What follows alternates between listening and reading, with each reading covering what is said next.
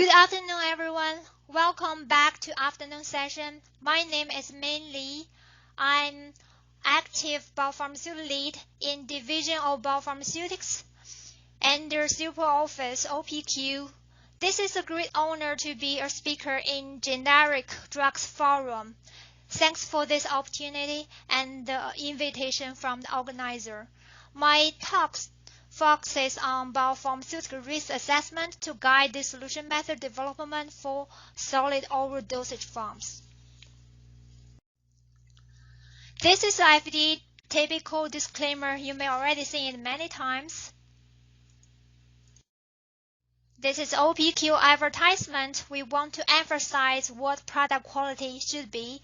Overall, OPQ works on assuring quality products consistently to meet expectations from patients and make sure safe and effective medicine with every dose to patients.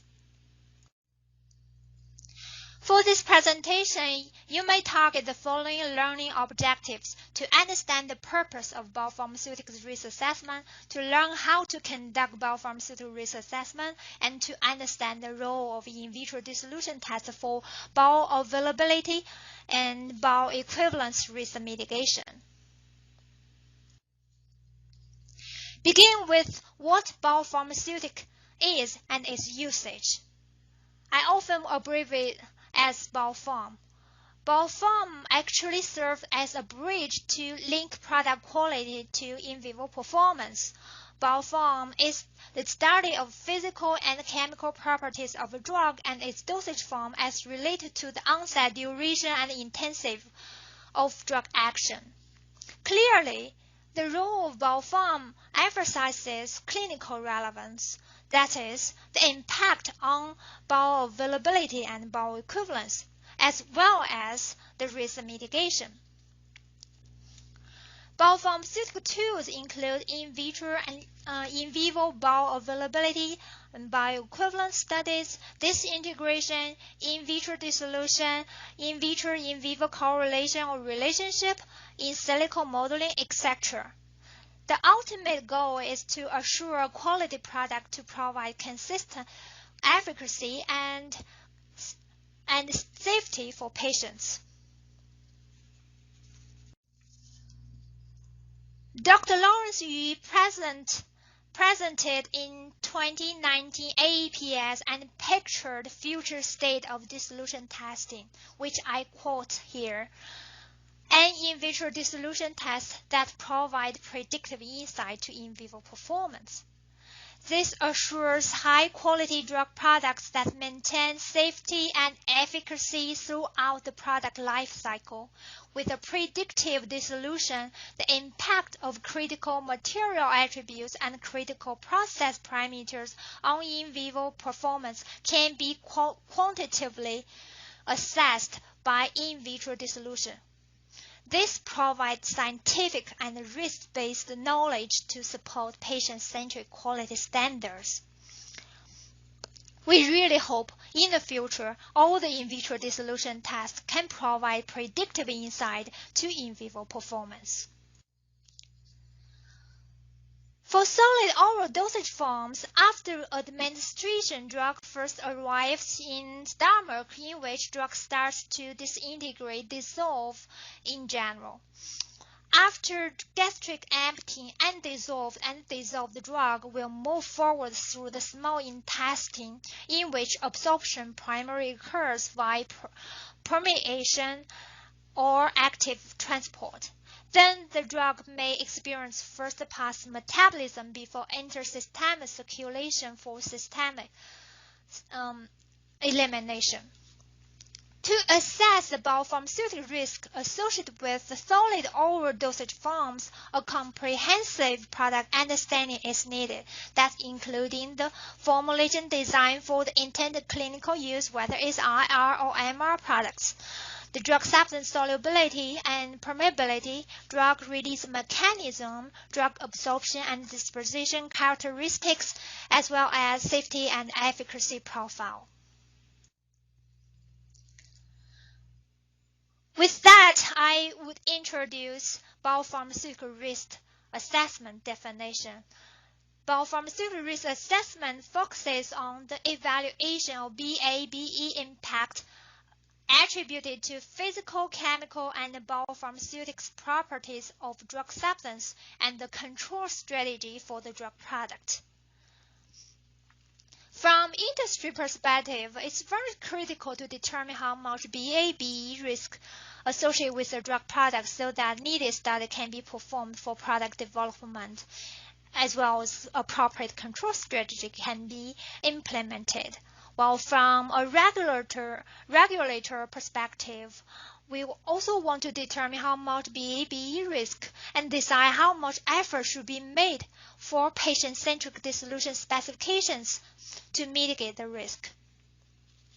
The purpose of biopharm risk assessment is to provide a scientific framework to establish patient-centric quality standards for drug products. Based on our understanding of biopharmaceutic risk, we developed the initial risk assessment decision trees for solid oral dosage form. This one is for IR drug products. I would like to emphasize that this is only dedicated to initial risk assessment. The final biopharmaceutical risk is expected to low or very low for approval of a drug product. We exclude narrow therapeutic index and rapid onset drug products. But we think the therapeutic risk should be taken into consideration when needed. Briefly, the decision tree is made by the responses to several critical questions, beginning with the drug substance solubility. If highly soluble, the following question is on the dissolution.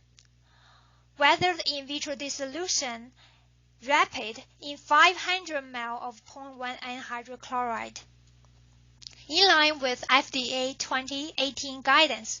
If yes, we consider the risk is very low.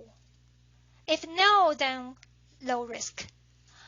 On the other hand, if not highly soluble, we will move on permeability.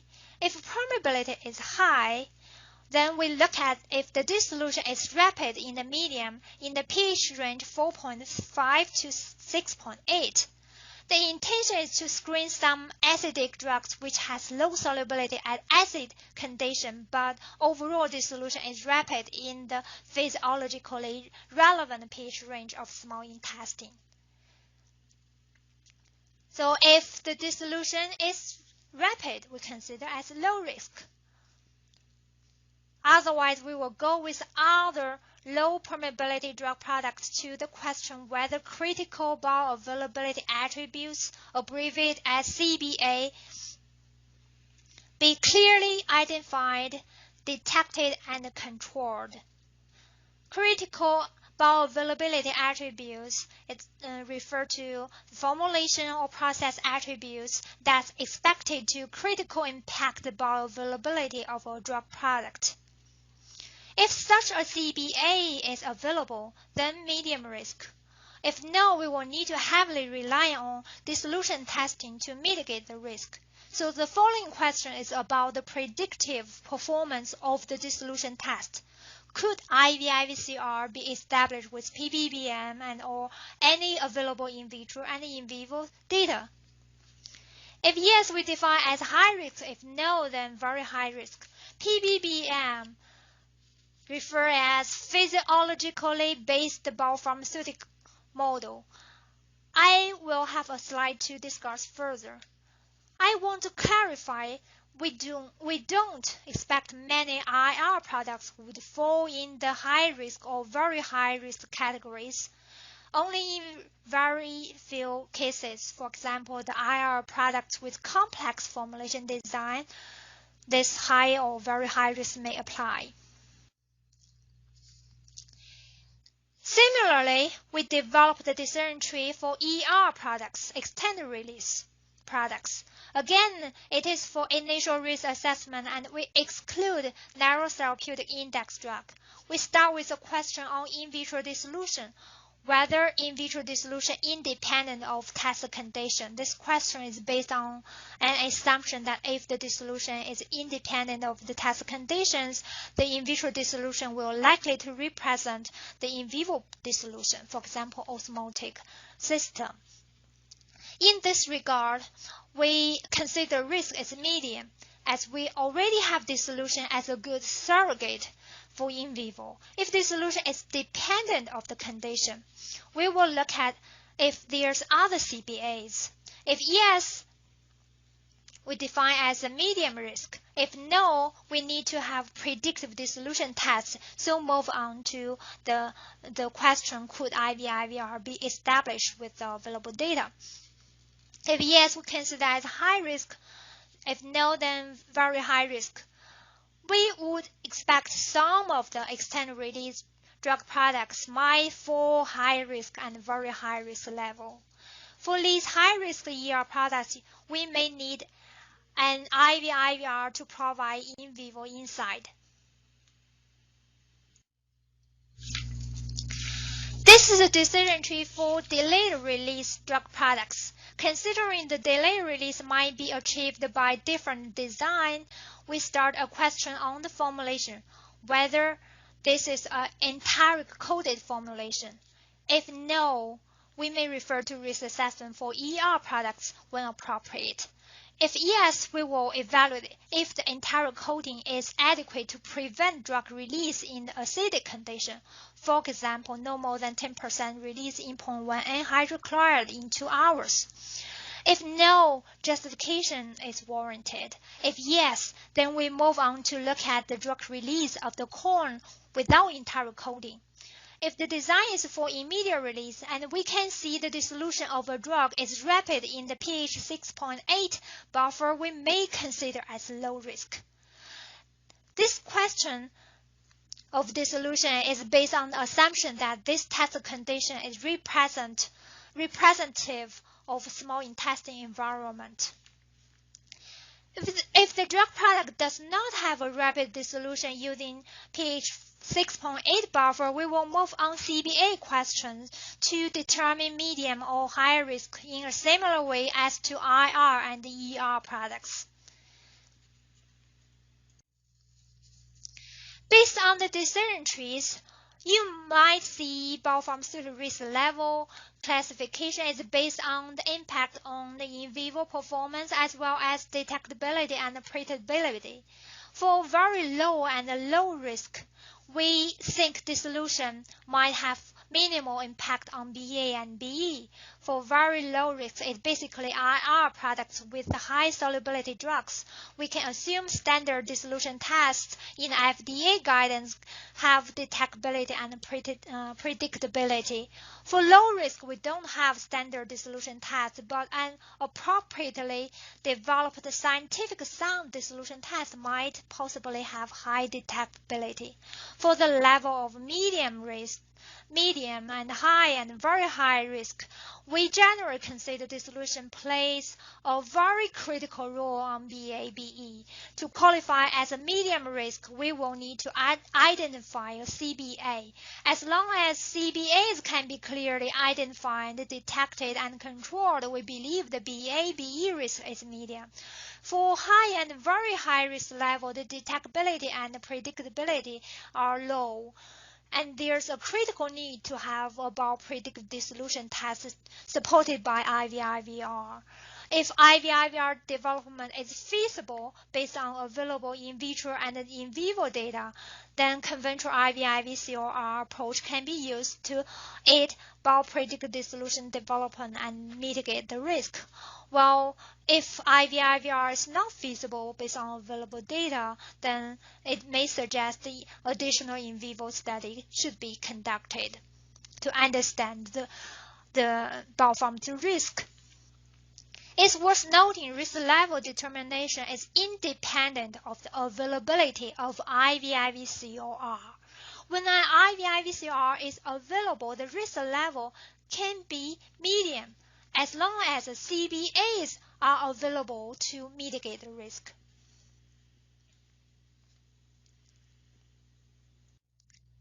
For each level of risk, we we think different biopharmaceutical approaches may be implemented to mitigate BA/BE risk accordingly.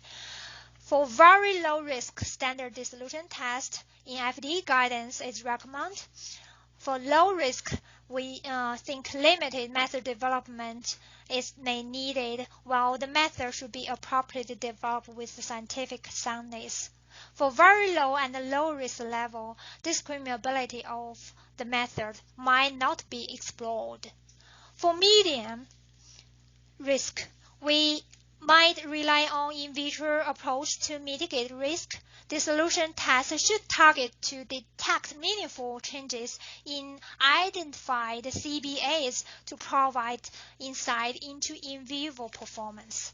For high and very high risk, IVIVR is recommended to support biopredictive dissolution test. High risk, you may target modeling approach based on available data, while very high risk, you may need to conduct additional in vivo studies. This slide, I would like to emphasize availability of standard tests for solid oral RR products with high solubility APIs. There are two options, whether you can use basket or paddle methods, but the medium are same, 500 ml of 0.1 anhydrochlorides in aqueous medium without surfactant.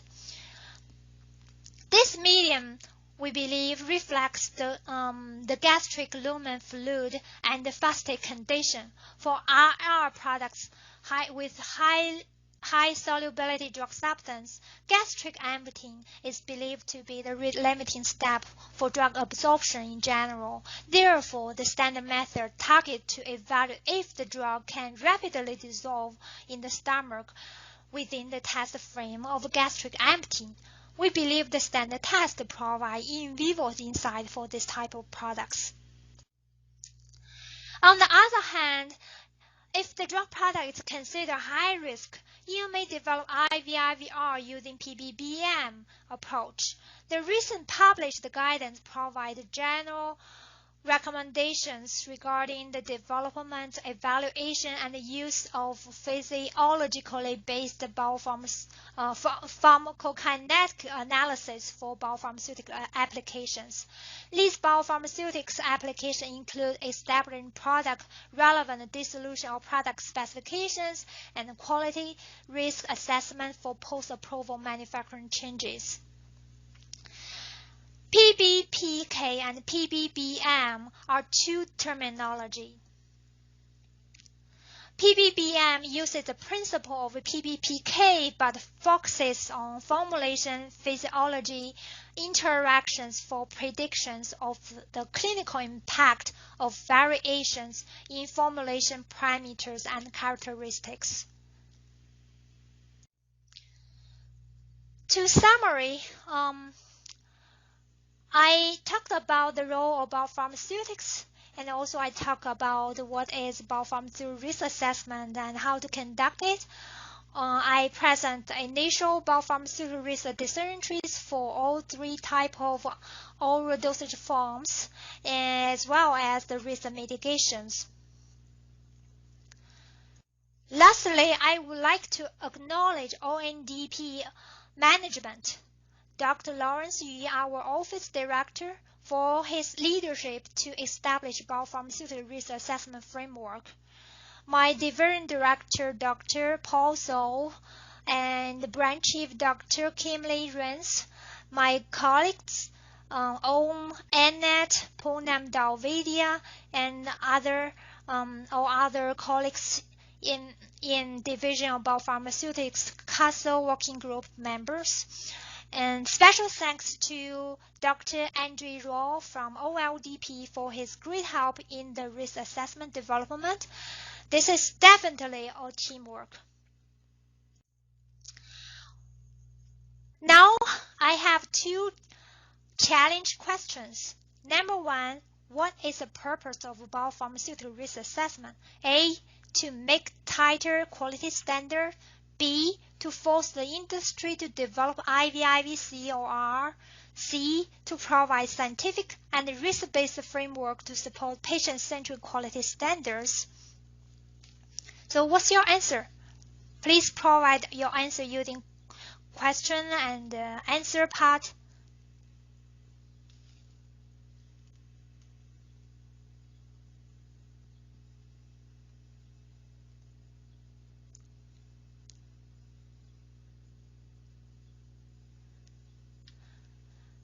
I believe most of you will get the correct answer. The correct answer is C, to provide scientific and risk-based framework to support patient-centric quality standards. With this, we can see question 2. Which biopharmaceutical risk mitigation strategy is most appropriate for a very low-risk oral solid IR product? A, implement the USP or FDA database method. B, implement the standard test recommended in FDA guidance. C, develop IVIVRC to support the biopredictive dissolution method. Again, please provide your answer using Q&A part.